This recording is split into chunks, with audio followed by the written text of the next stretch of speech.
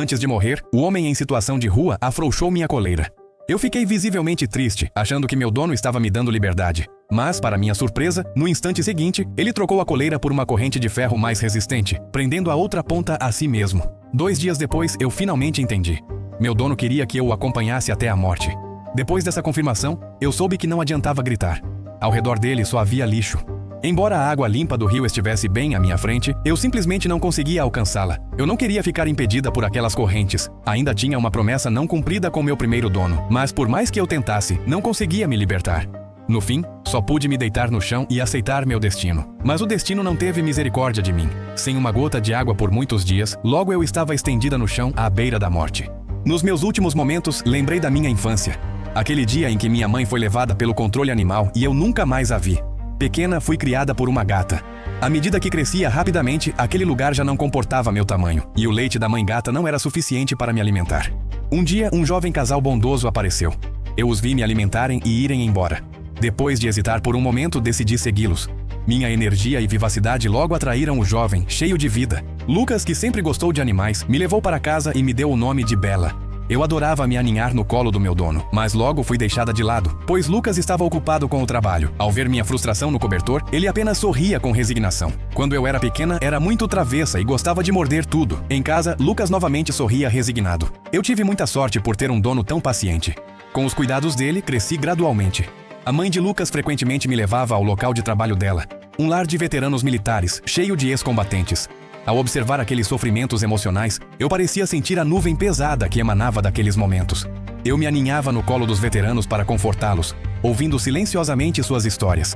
Esse grupo de pessoas se tornaria, no futuro, meu maior apoio. Achei que aquela vida feliz continuaria assim para sempre. Mas a sorte não durou muito. Naquela noite, agentes do controle animal bateram a porta, aplicaram uma multa por manter uma raça proibida na cidade e avisaram que, se eu aparecesse nas ruas, seria apreendida legalmente. No começo, tudo correu bem. Com meu faro aguçado, eu sempre conseguia encontrar o caminho de casa. Até que um dia vi de repente um esquilo pela janela. Como eu poderia resistir? Em um salto, pulei pela janela e persegui o esquilo. Quando Lucas me encontrou, infelizmente, eu já estava sendo observada pelo controle animal. Lucas soltou rapidamente minha coleira, ordenando que eu voltasse para casa. Mas dessa vez, fiquei parada na frente dele sem me mover. Achei que o homem à minha frente queria machucar meu dono. Então não quis ir embora de jeito nenhum. Acabei sendo capturada e levada para um abrigo. Vendo a figura do meu dono ficar cada vez mais distante, pela primeira vez presa em uma jaula, fiquei profundamente deprimida. Felizmente, por ser a primeira infração, no dia seguinte meu dono pagou a fiança e me libertou. Antes de sairmos, o funcionário nos avisou que, se eu fosse capturada novamente, seria sacrificada, sem escolha. Naquela mesma noite me mandaram embora, planejando me deixar temporariamente na casa de um tio, a 400 quilômetros de distância.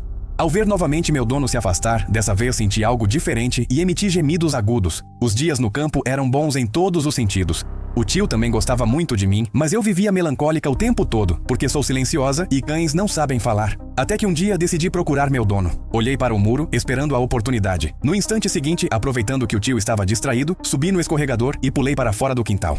Atravessei campos intermináveis e pequenas cidades, iniciando naquele dia minha jornada de volta para casa. 400 quilômetros. Eu jamais poderia imaginar que, naquele momento, Lucas já havia descoberto tudo e estava a caminho para me encontrar. Depois de cruzarmos uma curva do destino, embarquei em uma longa jornada de 2 anos de volta para casa.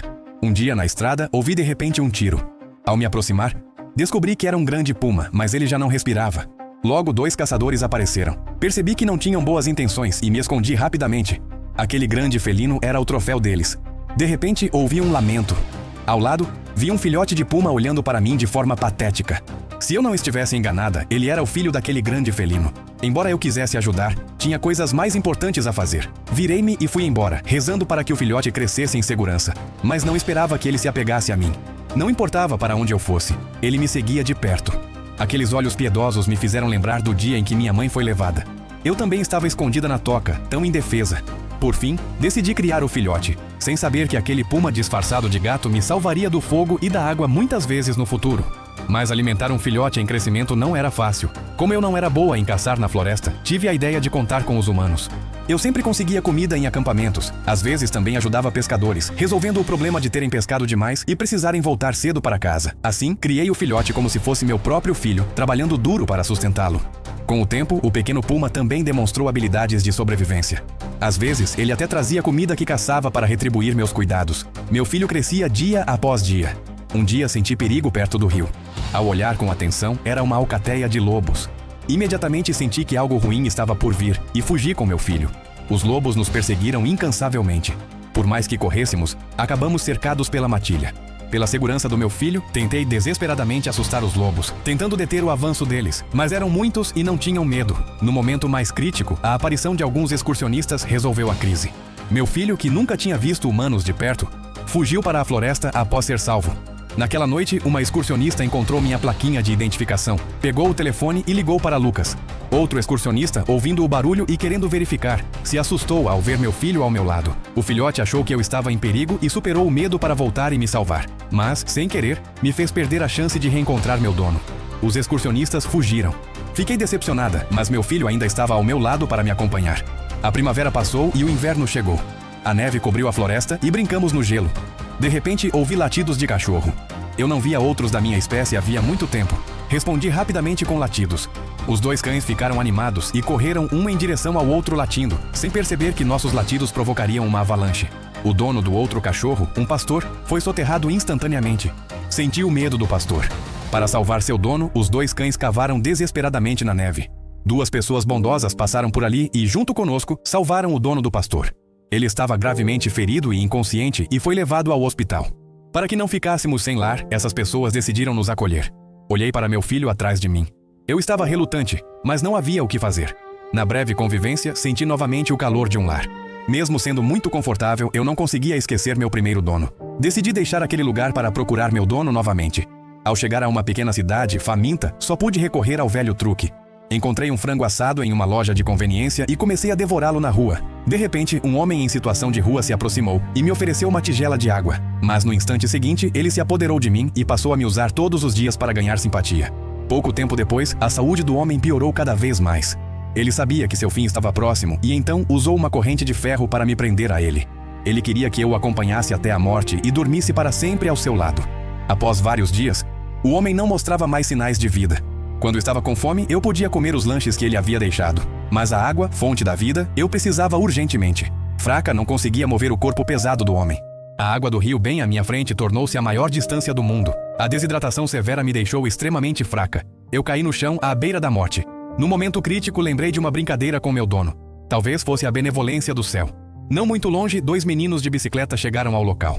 Ao me ver então indefesa, soltaram a corrente. Assim, fui salva com sucesso. A água, que antes era comum, agora parecia extraordinariamente doce. Depois disso, parti novamente na jornada de volta para casa. Eu não sabia quanto tempo ainda aguentaria, mas enquanto houvesse um fio de esperança, eu não desistiria. Mal dei alguns passos e a sensação de perigo voltou. Os lobos me encontraram novamente. Fui obrigada a correr mais uma vez, mas logo percebi que à frente havia um penhasco. Assim, fui cercada pela matilha feroz. Eu já não podia correr, e sozinha não era páreo para eles. Logo fui empurrada ao chão. Mas quando estavam prestes a atacar, a matilha de repente recuou assustada. Meu pequeno gato, na verdade, era um puma. Com o reforço do meu filho, alguns lobos selvagens não foram suficientes. Depois que a matilha se afastou, restou apenas preocupação. Ele se preocupava com meus ferimentos e nós nos perdemos na alegria do reencontro. Mas afinal, não pertencíamos ao mesmo mundo. Mesmo sendo mãe e filho, muitas coisas estão além do nosso controle. Restou apenas a separação. Por fim, meu filho voltou para a floresta, enquanto eu seguia em direção à cidade onde meu dono estava. Assim que entrei na estrada, fui atingida por um carro em alta velocidade. Minha perna ficou manca, mas ainda assim me levantei, suportando a dor. Esse era o caminho que eu precisava percorrer. À medida que a distância diminuía, as casas e ruas à frente se tornavam cada vez mais familiares. Finalmente cheguei à frente da casa do meu dono, mas ao entrar, percebi que tudo havia mudado. Pelo cheiro, soube que meu dono já havia partido há muito tempo. Naquele momento, o desespero tomou conta de mim. Eu havia enfrentado 1000 dificuldades sem parar. Mas aquele desespero me fez cair no chão, sem forças para dar mais um passo. Então, uma voz familiar me despertou. Era a mãe gata que me criou quando eu era pequena. Ao ver a criança atormentada diante dela, sentiu dor no coração, mas ainda assim me encorajou a continuar. O final ainda não havia chegado. Nunca se deve desistir. Naquele instante, revivi. Saltei pela janela e, com uma última esperança, fui até o Hospital dos Veteranos, aquele lugar familiar. Lá reencontrei meus velhos amigos. Corri animada até eles. Todos ficaram incrédulos com tudo o que eu havia passado nesses 2 anos. De repente, virei a cabeça e olhei para uma direção específica. Lá estava Lucas, meu amado dono. Finalmente reencontrado após uma jornada de 400 quilômetros e 2 anos. O amor e a lealdade de um cão triunfaram sobre todas as adversidades.